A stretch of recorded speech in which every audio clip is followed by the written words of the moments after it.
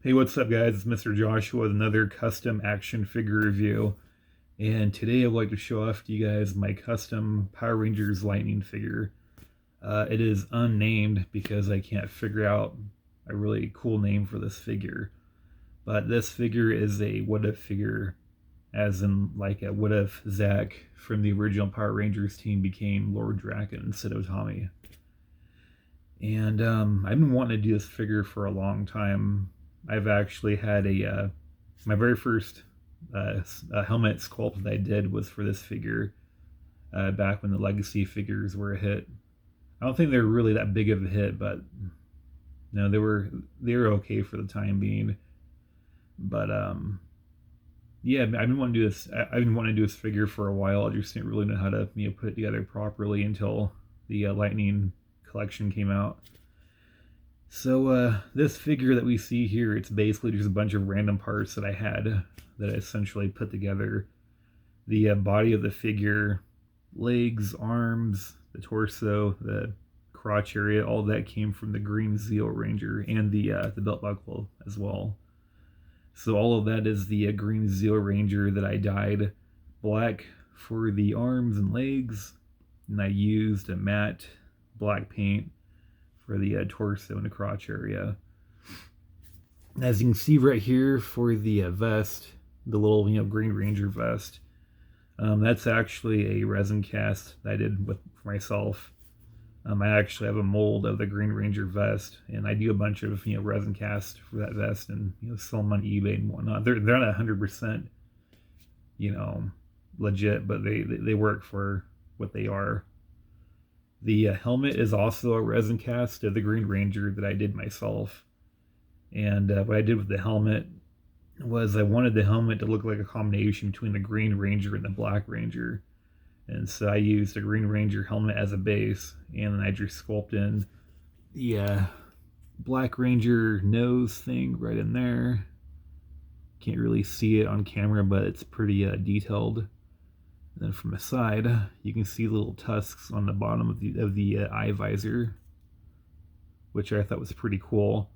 And since it's two Rangers in one, I gave it two sets of eyes, one on the bottom and one on top. And then I also outlined it black.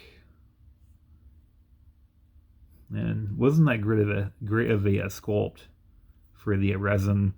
You can see on the back that it had a couple of air bubbles. Well, a lot actually. I sanded a bunch of them out as best as I could. But the reason I used this helmet was because the helmet was just it was scrap for me, and I thought it'd be pretty cool to do a second version of this helmet. This is the first one that I did for the Legacy, and this one's a little bit more. I don't know, it's a little bit more basic. That you can see he has the little elephant nose there and the tusks. And he's got the two sets of eyeballs, except on top they're silver and bottom they're red. And like the original Green Ranger, I used the Green Ranger head sculpt, and that's what I came up with for the first one. And I try to keep them as closely together as possible, the likeness, and I think I did a pretty good job.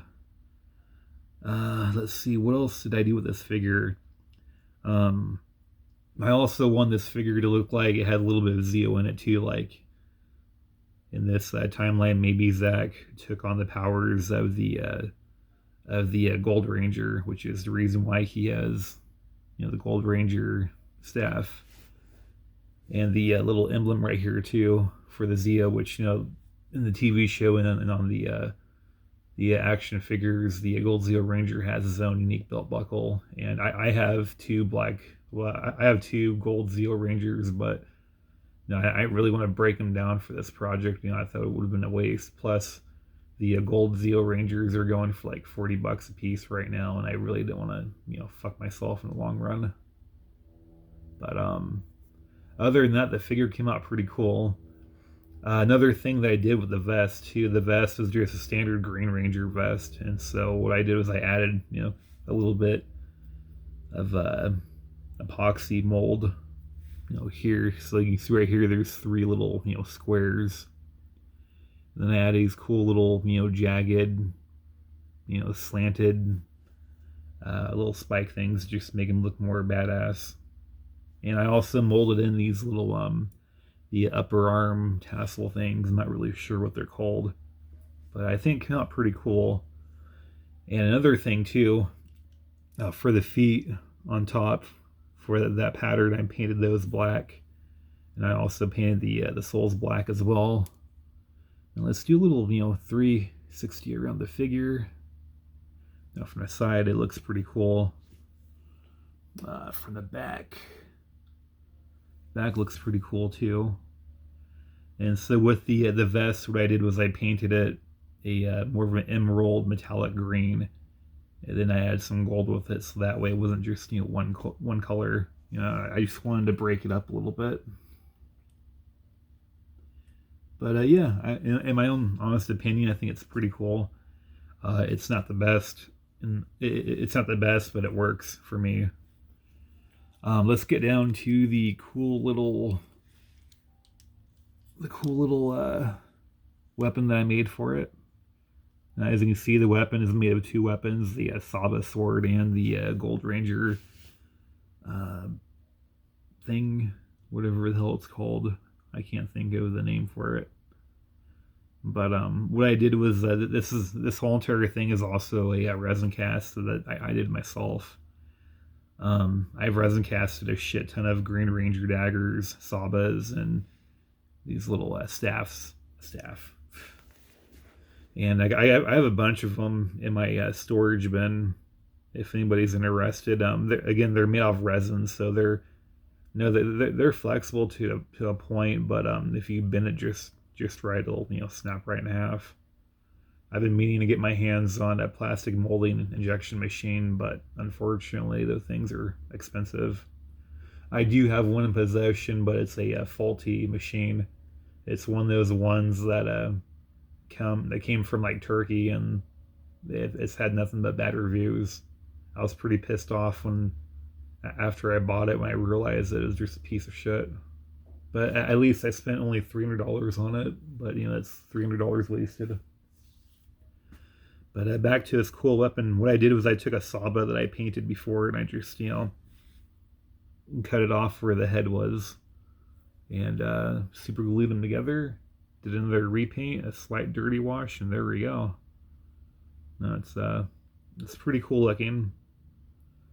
I also wanted to incorporate the White Ranger into this figure, but I just couldn't figure it out. But it is what it is. Can't really come up with a storyline of why he has a Saba / Gold Ranger weapon, but it looks cool. That's all that matters. I was working on an alternate civilian head for Zach. I did have the spare Zach figure that I was putting a beard on him and stuff and everything, and after a while he kind of just looked kind of shitty, so I kind of ditched that idea. But the articulation on the figure, it's all pretty standard. All standard, double jointed. I didn't get a chance to paint inside the crevice right in there because I figured it would just cause nothing but paint rub. So I figured whatever, doesn't really bother me too much. Good articulation in the arms.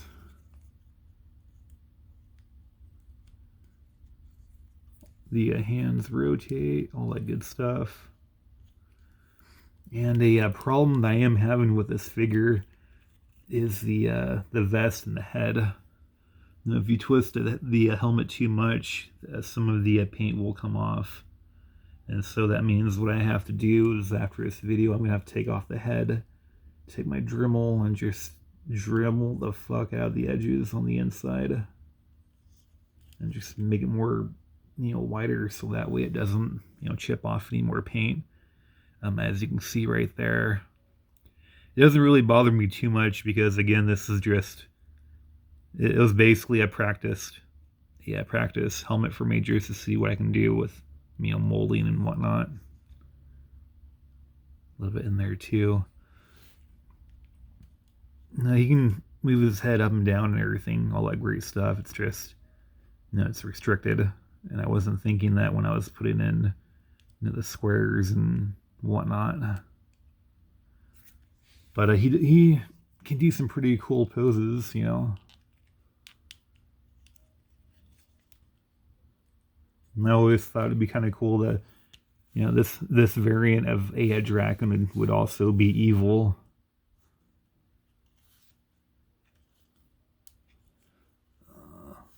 That's the one thing about the lightning figures is sometimes it's kind of a pain just to stand them up. He's having trouble. Come on, fucker! I just want to do a cool looking pose. I guess that's as good as I'm gonna get it. No? Cool. I don't want to dick around with it too much, but overall it's a pretty cool looking figure. I'm pretty happy with it. And it's definitely something I'm going to hold on to for a little bit, but I will eventually put it on eBay just to sell it, just to, see what happens. Speaking of eBay, fun fact, anybody who makes over $600 on eBay has to report it to the IRS now, I guess. I didn't know that until I sold a bunch of my lightning figure collections about 2 months ago. In like 5 minutes, I made over $600, and I got this notification. Oh, by the way, the IRS, they made up a new law where you have to report all this money that you made on eBay if you made over $600 in that one transaction, I think it was. And I was like, well, fuck me sideways. This is great. I made all this money for myself, and eBay already taxed me on it, and I'm gonna get fucked in the ass by Uncle Sam. So yeah, that's fun. And I think they're going to take a third out of it, so that's a third of $600. So that's like 200, I think, 246, give or take. I don't know. In my own personal opinion, I think it's bullshit that people have to, pay taxes on something that's used, whether it be a car or an action figure in this case. It's like it's used. That figure or car has already had the taxes paid on it. So why should we, double tax? But what do I know? I'm just a toy customizer. I'm just some guy who fucks around with toys whenever he gets a chance and makes them cooler looking, in some cases shittier. But yeah, that's it for this video review. And if you guys like my videos, please like and subscribe. And as always, thanks for watching.